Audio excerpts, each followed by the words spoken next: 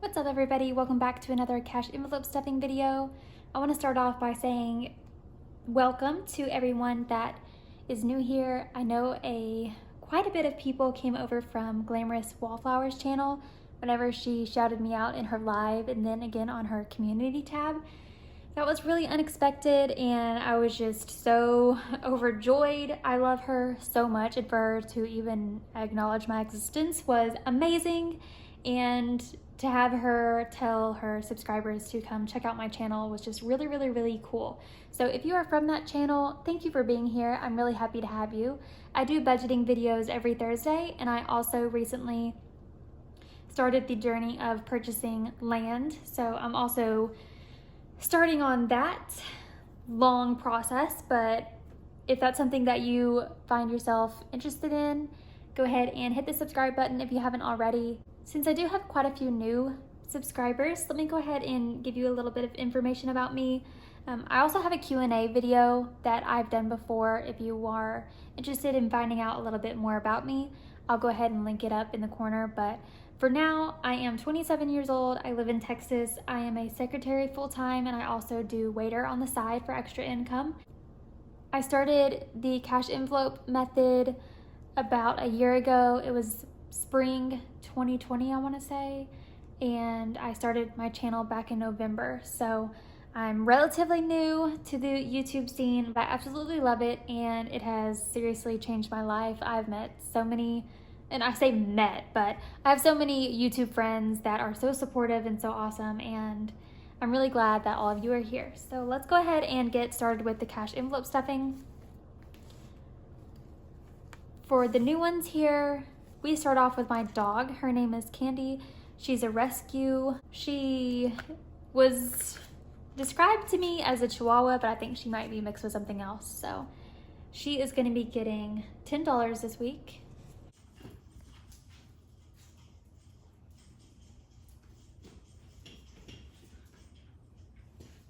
Next one is the bando. So this is just you. Oh yeah. I feel it in the traps. I think I'm thinking this already. Okay. Roll.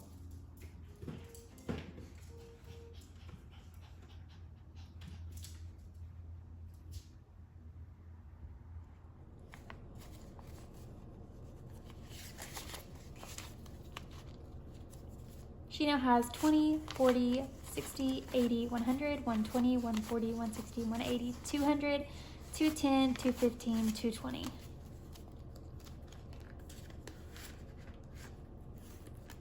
Car maintenance is getting 10.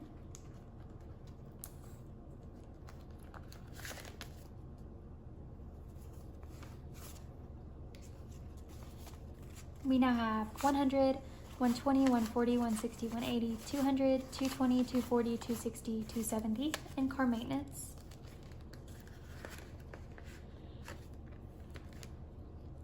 Clothing is not getting anything. Food is getting $30.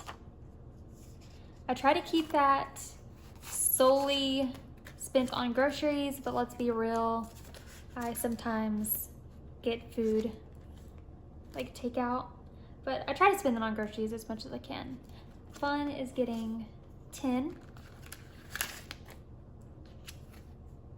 I'm running short on 10, so I'm gonna put this back and grab a 20. So Fun now has 20, 40, 60.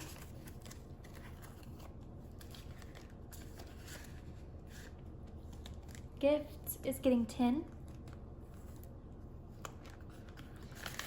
We made it through Mother's Day, my sister's birthday, my nephew's birthday. Next up we have, in June, we have Father's Day, and then I have like 3 birthdays in July. So we'll start beefing this up a little bit more here in the next coming weeks. But for now, it's getting 10, and we now have 20, 30, 40 in gifts.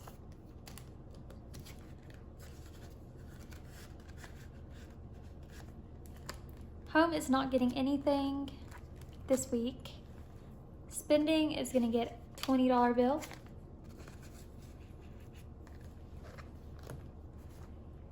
And then for our coin jar, we have quite a bit this week.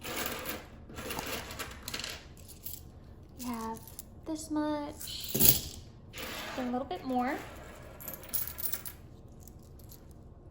There we go. And then moving over to our sinking funds, we will start off with Christmas. Christmas gets a 20 every single week this year, leading to, I believe, the week before Christmas. So if you celebrate Christmas, this is your sign to start saving up for it now. It is not too late. Don't wait until the month before like I always have. This is my first year saving up all throughout the year a little bit, $20 a week, which is very doable. If you do that, I think I'll have like $1,000 by Christmas or something, but I might start beefing it up a little bit more like the closer we get to Christmas. But for now, I add $20 and we are at 100, 200, 300, 320, 340, 360, 380, 400, 420, 440. So by adding $20 to that envelope every week this year, I have $440 already. And it doesn't even seem like I've been missing that $20. So, like I said, if you haven't started now, here's your sign. I'm gonna take this 10 out and add a 20. And here now has 20, 40, 60, 80. I'm gonna try not to go as long between appointments as I did last time, because we all know the struggle that I went through that last time. This week we have a new envelope, yay! We have a land envelope. So the deal with my land is I did the earnest money, signed contract, and all that good stuff, but we're waiting on the survey and soil tests. I found out through work that it's good to get your soil tested because there was a lady that was meeting with my boss. She was planning on building a house. She had the plans ready, she had her builder picked out. Everything was ready to go. They were about to break ground, literally build her house. And the builder told her that the soil that her land was made of was not quality enough to build on. I don't really know anything about it, but I believe like the long story short version is it was too, like it moved too much. So like if they built something on it, it would shift around and have foundation problems.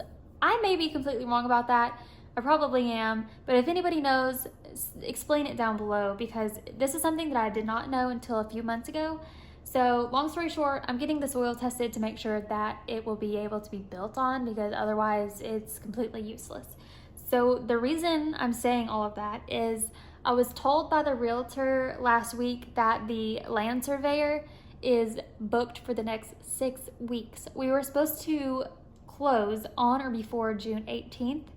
That's 2 weeks away, and the surveyor won't be able to come out for at least 6 weeks.